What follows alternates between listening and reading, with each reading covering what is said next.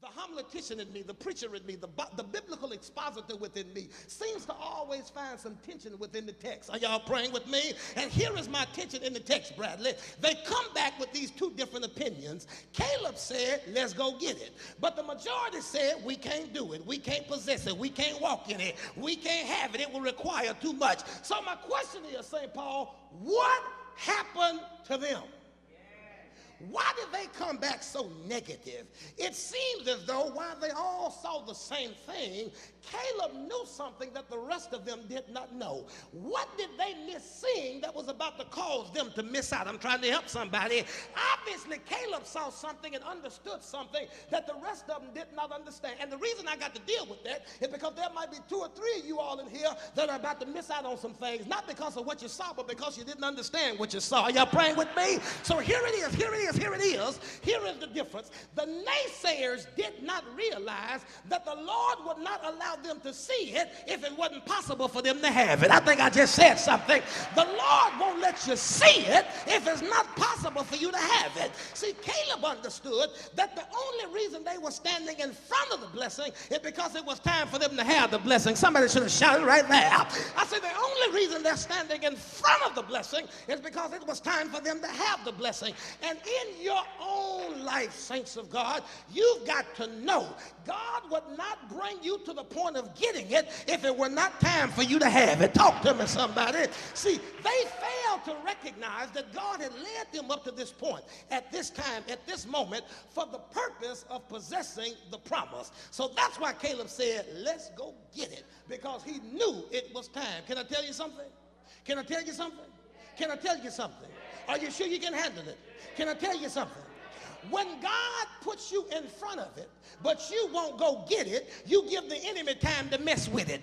You're looking at me funny. Then let me say something about the historicity of the text in order for you to understand it in proper context. Are y'all praying with me? Now, when the initial report was given you all by the spies, they specifically made mention of the size of the grapes. They said that the clusters were so large that it took 2 people to carry them. They talked about you all how plenteous were the pomegranates and the figs. They said there's enough fruit here for us never to go hungry.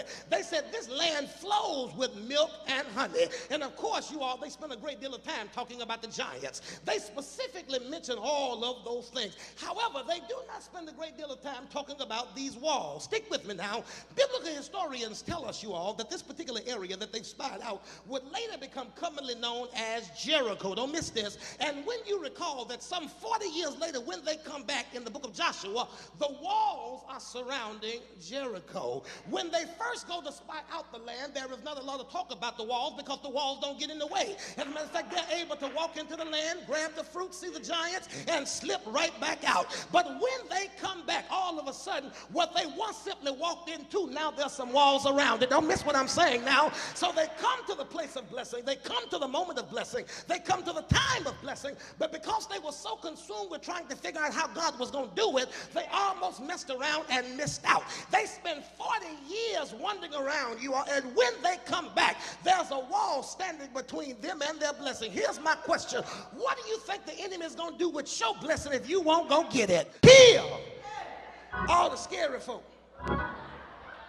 All of y'all that don't want to fight for it. Don't want to go get it. Don't want to deal with no opposition. Don't want to face no giants. Let me help you. See, when you see the giants, when you see the walls, Savage, that ain't the time to have no pity party. That ain't the time to cry. That ain't the time to feel sorry for yourself. Watch this. See, your opposition is evidence of your opportunity. Hello, somebody. The Bible says that they see the giants. They see the fortified cities. And they allow what they see, watch this now, to be defined as obstacles. And they subsequently use that as evidence that they can't go get it. But here's what they missed. It would not be protected if it was not valuable. Somebody just missed what I said. I said it would not be protected if it was not valuable. A strong man doesn't guard an empty house. A strong man man. God's a house that's got some stuff in it. So when I see obstacles, when I see opposition, I got to tell myself, if it wasn't worth it, the devil wouldn't be fighting it. If it wasn't worth it, the devil wouldn't be blocking it. If it wasn't worth it, he wouldn't be messing with you. Look at your neighbor and say, it's worth it. Don't meet this. Come here, Sunday school students. Come here, Sunday school students. Don't miss this. When it was time to leave Egypt, for all practical purposes, no trouble. When it was time to cross the Red Sea, no trouble. When they got hungry in the wilderness, manna fell, no trouble. When they got tired of complaining about bread, quails, they ain't number little bitty chicken, they fell. I wish I had somebody, no trouble. But when they got to the place of promise, all of a sudden it got harder. And they couldn't figure out, why did it get harder? The Red Sea wasn't hard. Egypt wasn't hard. The wilderness wasn't hard. Why would we get this close to the promise and all of a sudden it get hard? What they did not understand was all of that other stuff was preparation for where they are right now. I came to tell somebody today that everything you went through, everything you dealt with, everything you've cried about, it's been preparation to get you where you are right now. Is there anybody struggling right now? Is there anybody facing dilemma right now? Is there anybody having a hard time right now? Is there anybody that think you're not going to make it right now? Well, God told me to tell you, stop crying about it and shout your way through it. Stop crying about it and praise your way through it. I say stop crying about it and praise your way through it. I say stop crying about it and shout your way through it. Is there anybody in here that's made up in your mind? I'm going to shout my way through it. I'm going to praise my way through it. I'm going to get back to this paper another time. Is there anybody in here that knows God done brought you too far to leave you right now? This ain't the first time I've seen a giant. This ain't the first time I've struggled. This ain't the first time I've had it hard. But if God kept me all them other times, I'm crazy enough to believe God's going to keep me right now. Is there anybody in here that believes God can keep you right now? You got to press your way through it. You got to fight your way through it.